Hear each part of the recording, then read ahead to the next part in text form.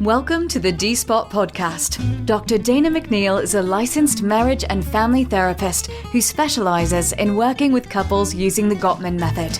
Her evidence-based practice provides support for the wide range of relationship issues that modern couples face.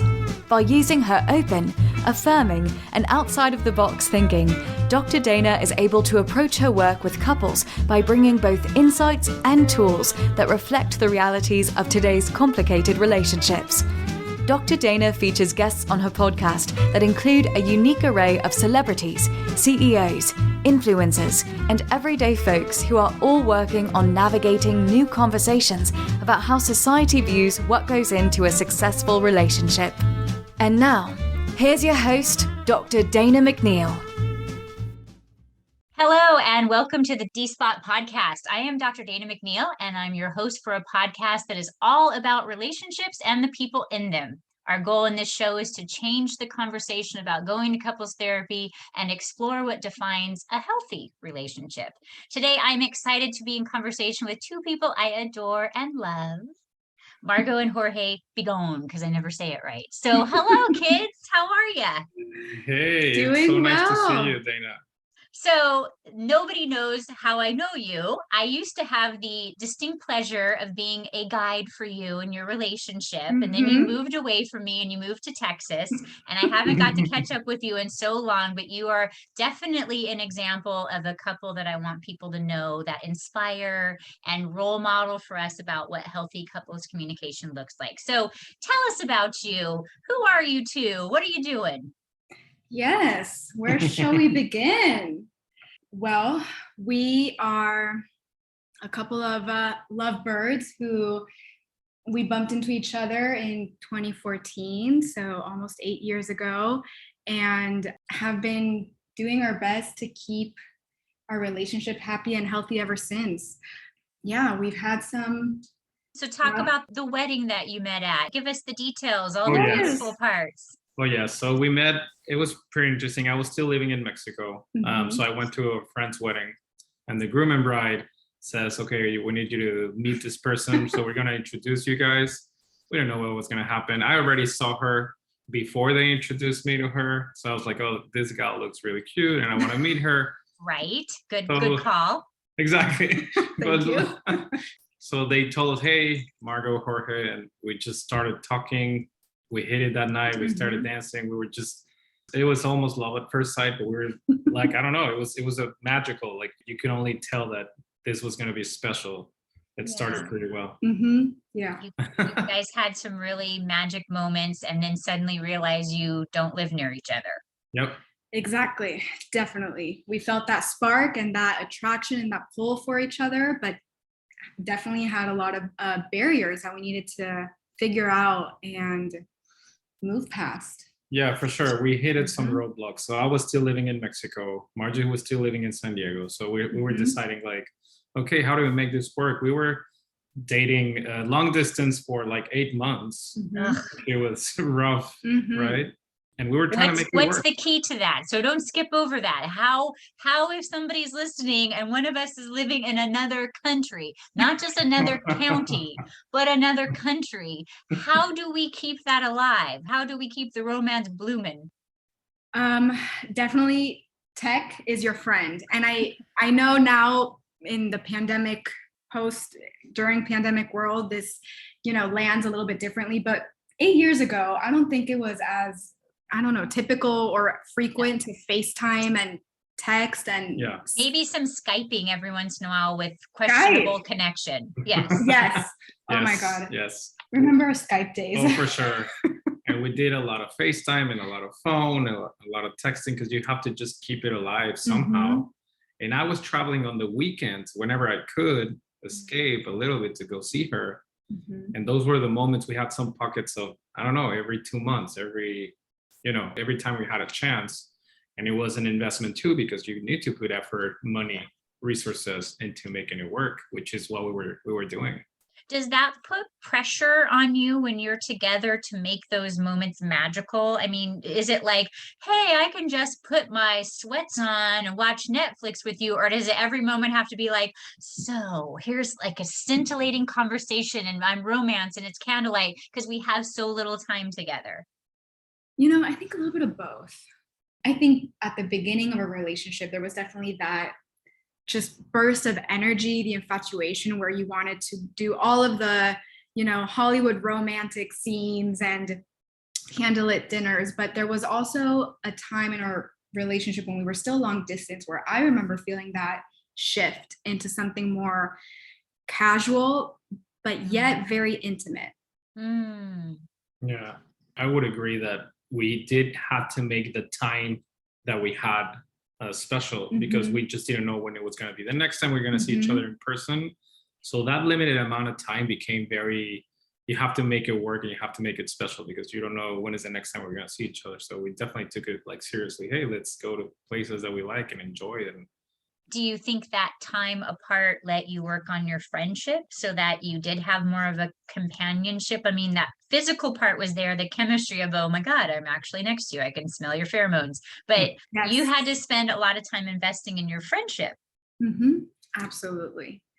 That's so true. I didn't thought about it that way, but you're right. Like, what if we didn't get along through, I don't know, communicating or the way we were dealing with things? And it could have gone sideways really quickly, but now we were just being very good with each other about communicating stuff and learning what each of us wanted and our goals and our values. So that was pretty interesting too, to keep learning about each other, even though we were long distance. So the distance was definitely a factor that slowed us down in the sense of we obviously couldn't be physically next to each other. So our only option was to be verbally intimate, practice that emotional closeness and experience that through our communication and our friendship. Yeah. And I think that because of that, we did learn so much of each other in such a short amount of time because we had really long, I remember we would Skype for 2-3 hours at a time sometimes. That's true. You have to make it work somehow. The time that you're not together, right? Keep meeting each other and talking. But yeah, the friendship, like you said, Dana, it's super important to keep working on that and making it work. So you guys really had an opportunity to give your relationship a gift when you really think about it, that this distance gave you the time to really slow down and figure out who this person was. And did their value system align with mine? And do I enjoy talking to them? Because the physicality is going to taper at some point, maybe not all the way out, but it will taper. And so do we have enough passion between who we are as people that we can keep this ongoing conversation? Yeah. Exactly. Great. So beautiful. And then you move here and we decide we're going to get married. And then how did life come hit us inside the head? Oh yeah. Wow. Wedding planning. Oh my God. So I decided to say okay, we're going to have to figure this out.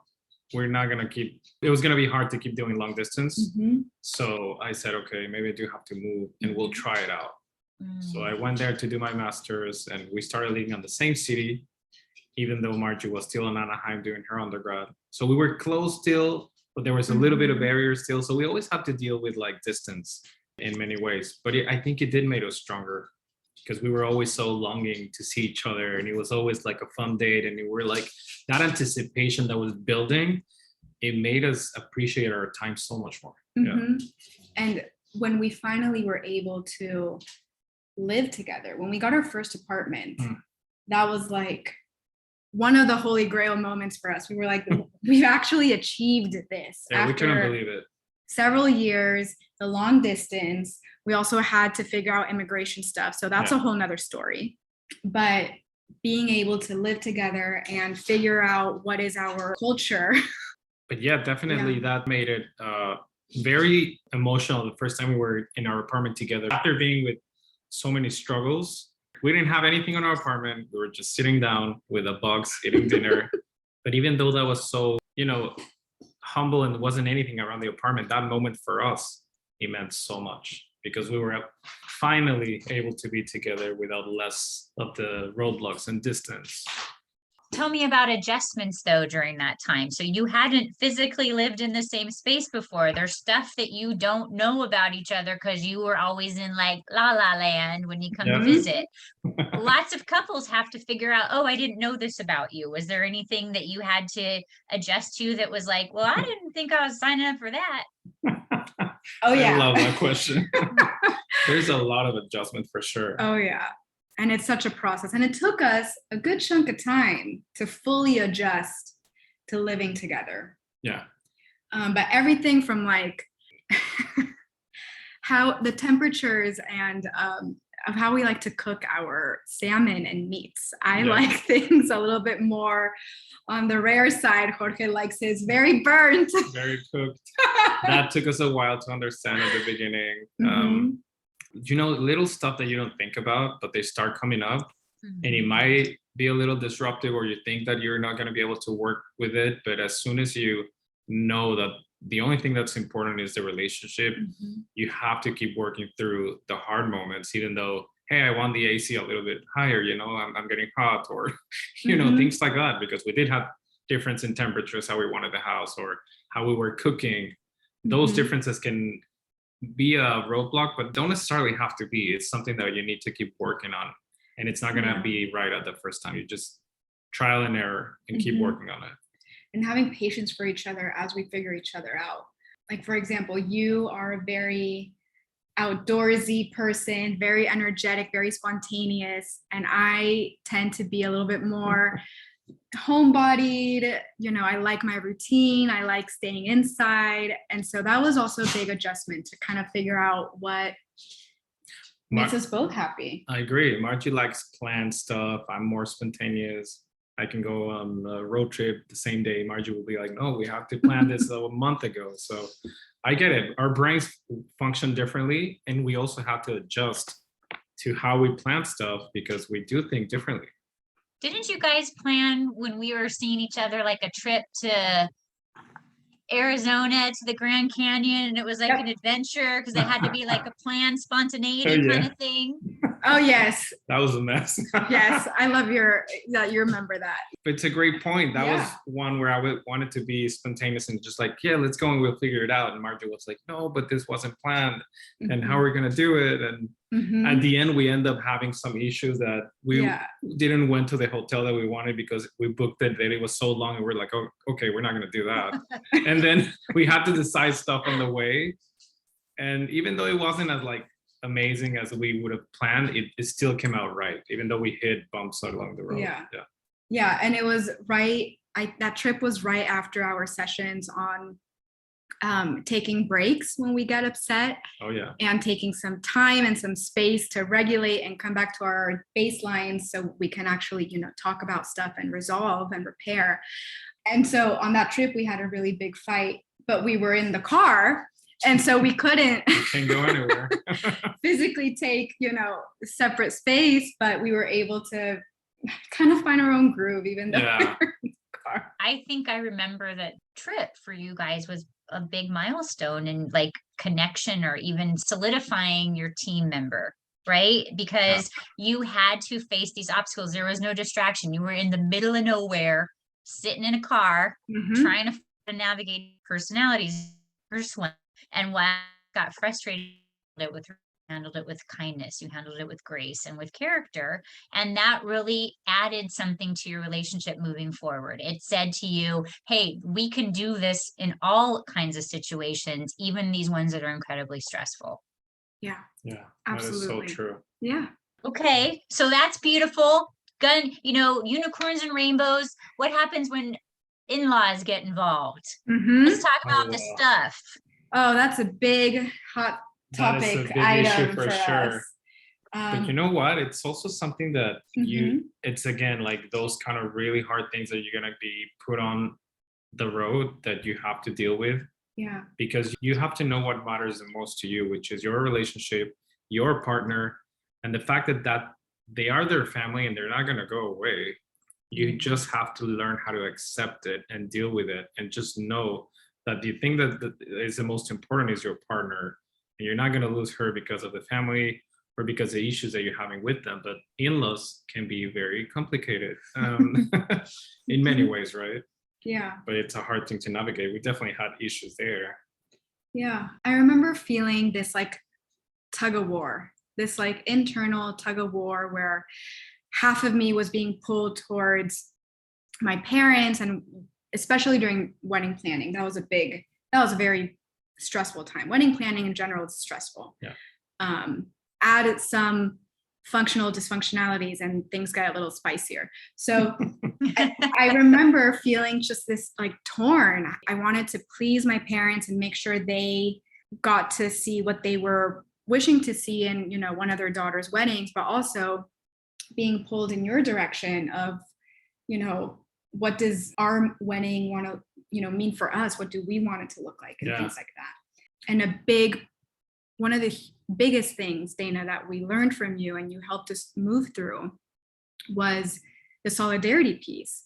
Is we are a system, we are a family, and we are a team, and we need to be kind of in constant communication so we can find agreements on what we're flexible on and what we're not flexible on. Yeah.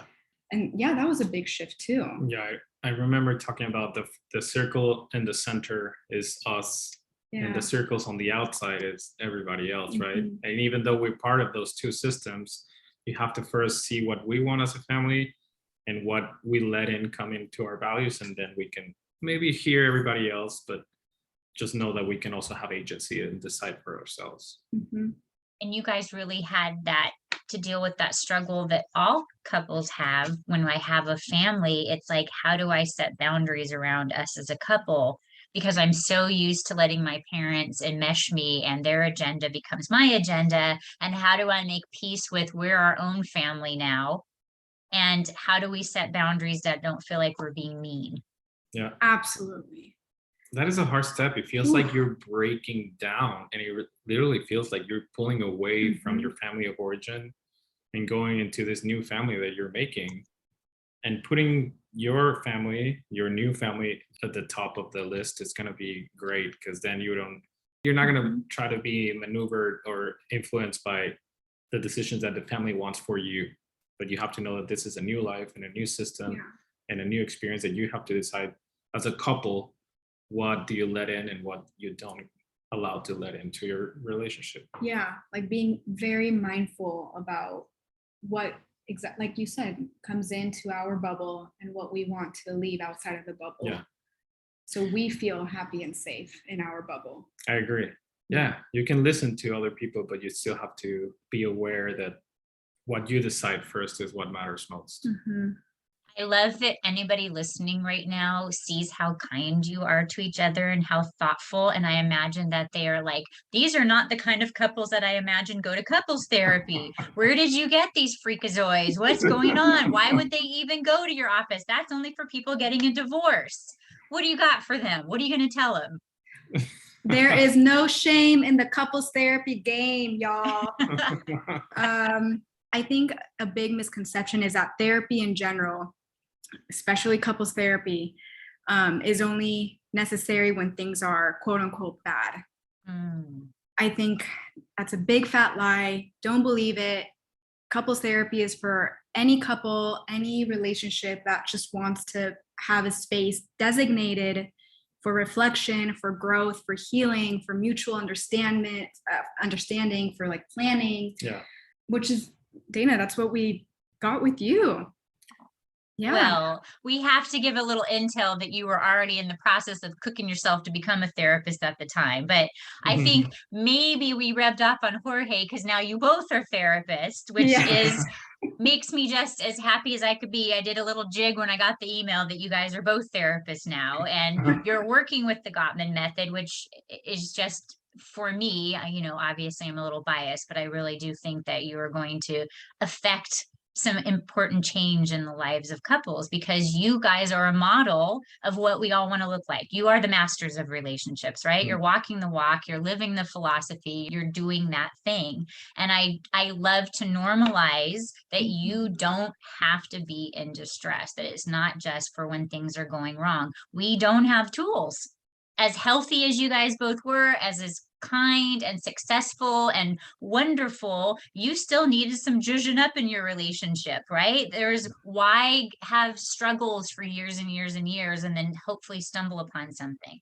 Yeah, Absolutely. I agree. We want so much from what you taught us, Dana, with the Gottman method. I remember even interventions of where are your values, things that you're not going to be able to, what are you going to be able to give in? Where are you not going to be able to give in? Like you have to compromise, accepting each other's influence.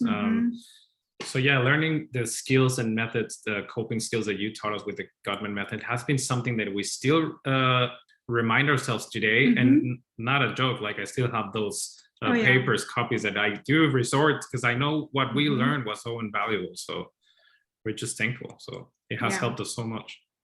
For reals. We still have that folder with all of the It's handouts true. you gave us, Dana, with all the things that we wrote down in our time with Dana, because it really just changed the way we understand ourselves in this relationship, and also how do we want to protect and nurture the type of relationship that I think we all dream of having. We all want that. We all want to feel loved and taken care of.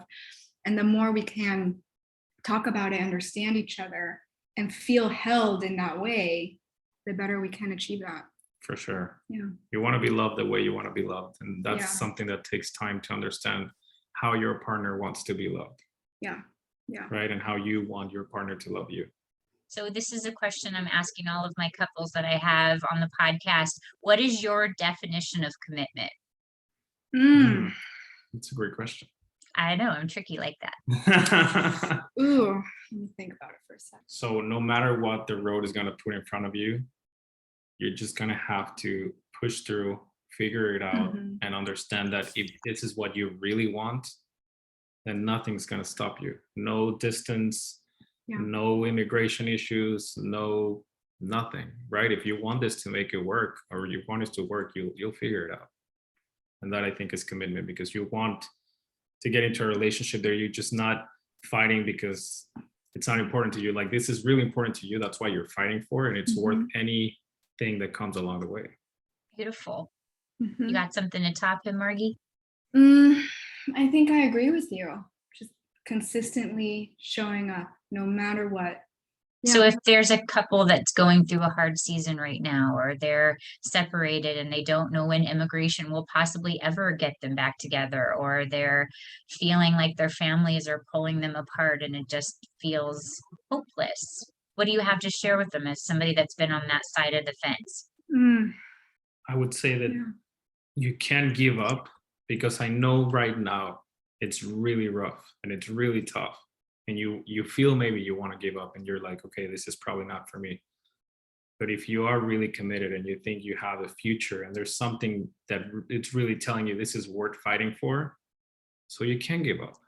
No matter what, anything that it's been put in front of you, you're going to have to figure a way out. And it's going to be painful and it's going to be messy.